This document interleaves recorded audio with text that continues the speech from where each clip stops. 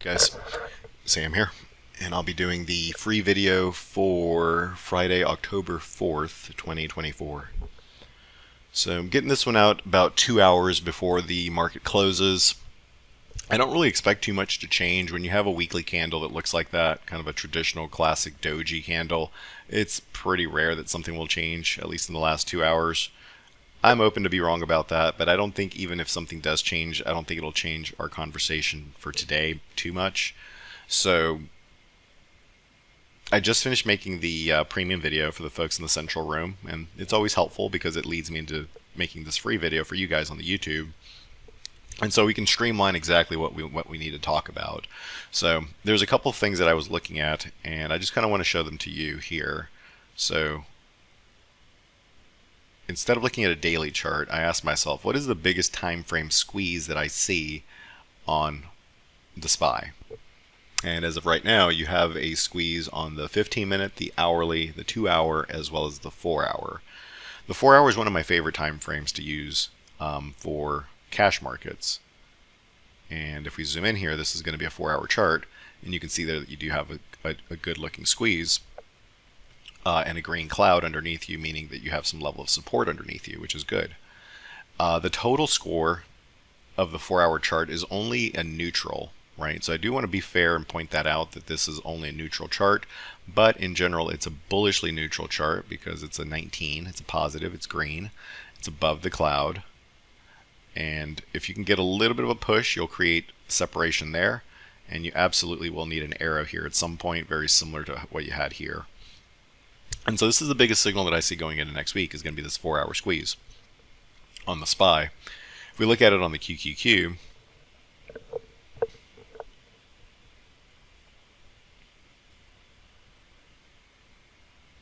you'll see basically the same thing.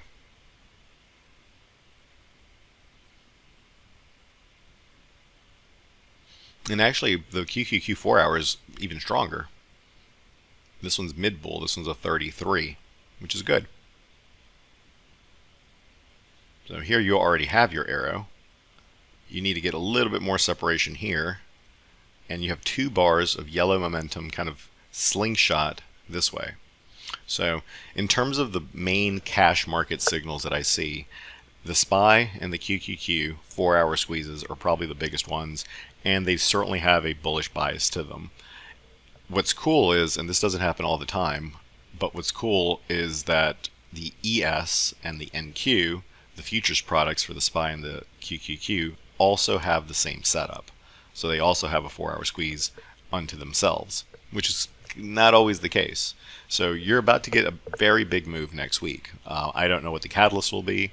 The bias is certainly higher, but let me show you one thing that was a little bit of a rub against this idea. And it's actually, if you watch last week's video, it's actually the same problem that I mentioned then. And it actually has not gone away. And the problem is the VIX, because the VIX here, once it loads, is actually showing a very coiled and aligned setup, and that's rare. That's rare for the VIX to ever be aligned or coiled. I think last week, I won't cover it again this week because I covered it in last week's video, but I showed you last week how if you look back 2 years, the weekly cloud on the VIX futures, VX, has been red. You can see here that now the cloud is now green. Also in the daily time frame, the cloud has been green basically since July, and you have your first up arrow since July, right? And look what happened the last time you had an up arrow. You went parabolic, right? It was the end of the world. So you have another one now, and you're in a strong bull situation. You also happen to have a weekly one on top. This is not a signal to ignore. So going into next week, if we did not have this signal right in front of our face, I would be a lot more bullish. I have to lean bullish, but just to speak my book, I've tried to get rid of as much risk as I can today. I try to sell into that pop as much as I could today.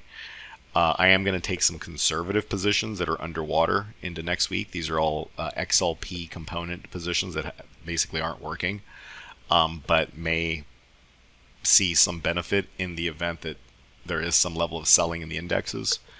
And I'm going to be looking to day trade, right? Because a lot of these signals that I'm pointing out to you imply a very large move is coming, but the directionality of it may be up and then down, or down and then up, right?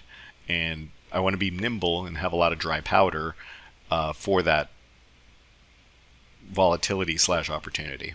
So hopefully it's helpful. Let's just recap what we covered here. The SPY and the QQQ 4-hour squeezes, the ES and the NQ 4-hour squeezes going into next week. The risk signals that I saw this week, and these are not to be ignored in my opinion, the VIX futures, and then one that we didn't cover this week is going to be interest rates. So if interest rates keep climbing, dollar keeps climbing, and VIX keeps climbing, the risk for a reversal increases by a lot. So those are things that to watch out for. So hopefully the video is helpful, guys. Leave us a like, leave us a comment, and I'll catch you for the next video. Cheers. Hey traders, this is Sam with Simpler Trading. I want to thank you for watching today's video. Hopefully you found the information in it helpful. If you did, leave us a like, leave us a comment. It really does help us out with the algorithm. And if you want to see us trade live with our own real money and be part of the community, come and check us out at simplertrading.com.